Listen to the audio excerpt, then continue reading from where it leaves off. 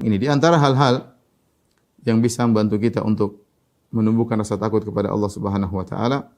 Yang pertama adalah mempelajari nama dan sifat Allah. Ya. Ketika kita belajar tentang nama dan sifat Allah, banyak amalan hati akan tumbuh dalam hati kita. Di antaranya rasa takut kepada Allah. Kita tahu nama Allah Al-Malik, Raja. Ya.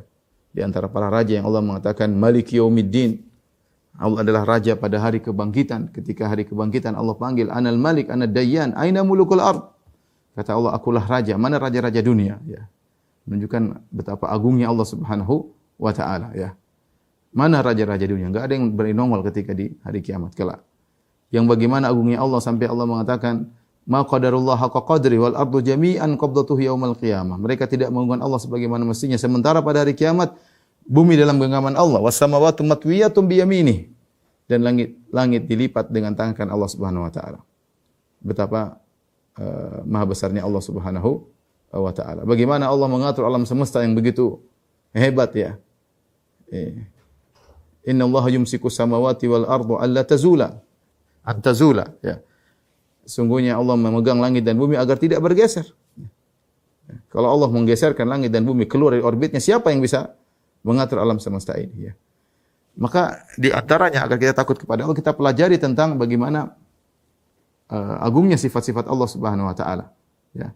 Bagaimana malaikat takut kepada Allah Subhanahu wa taala, ya. Karena ada rasa takut kepada Allah dan rasa takut karena azab Allah. Rasa takut kepada Allah pun harus kita tumbuhkan. Makanya Allah mengatakan, ya ayuhan nasu taqu rabbakum wakhshaw yawman la yajzi walidun an walidi wala mauludun huwa jazin an walidi syai'a. Inna wa'dallahi haqq fala taghurrannakumul hayatud dunya wala yaghurrannakum billahil gharur. Di akhir surat Luqman kata Allah Subhanahu wa taala, wahai manusia sekalian, ittaqu rabbakum, takutlah kepada Rabb kalian, dan takutlah pada hari di mana ayah tidak bisa menolong anaknya, anak tidak bisa menolong ayahnya. Maka jangan sampai kalian terpedaya, ya, dengan kehidupan dunia, dan jangan sampai kalian tertipu. Perhatikan Allah mengatakan takutlah kepada Rabb kalian. Makanya Nabi SAW mengatakan, inni atqakum li rabbih, ya, wa akhsyakum. Aku adalah orang yang paling bertakwa di antara kalian kepada Allah. Aku yang paling takut kepada Allah Subhanahu wa taala. Ya. Ya. Aku yang paling takut kepada Allah Subhanahu wa taala. Maka di antara yang membuat kita bisa takut kepada Allah dengan mempelajari bagaimana agung dan nama-nama sifat-sifat Allah, ya. Bagaimana Allah menyebutkan di antara nama-namanya adalah Al-Latif.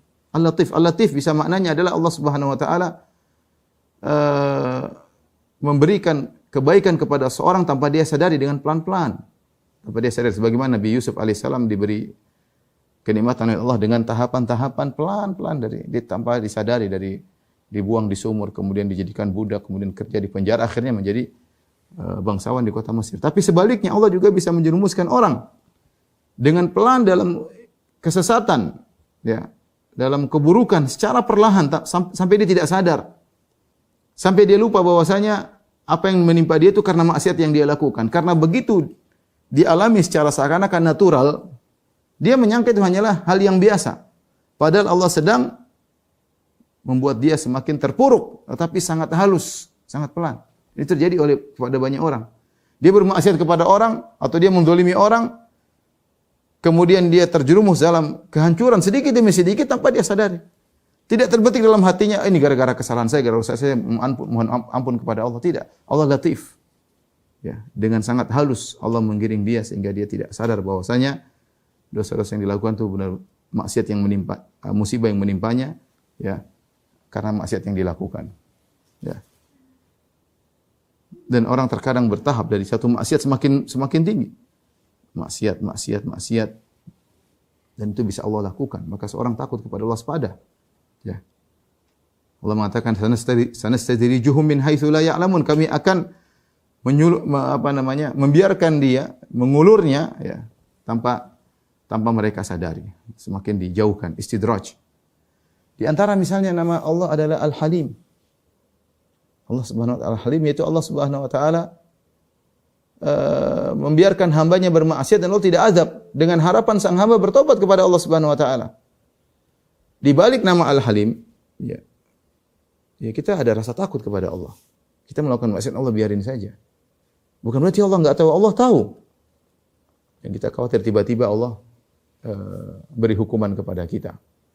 Oleh karenanya tatkala kita melakukan maksiat dan tidak ditimpa dengan apa-apa, khawatir.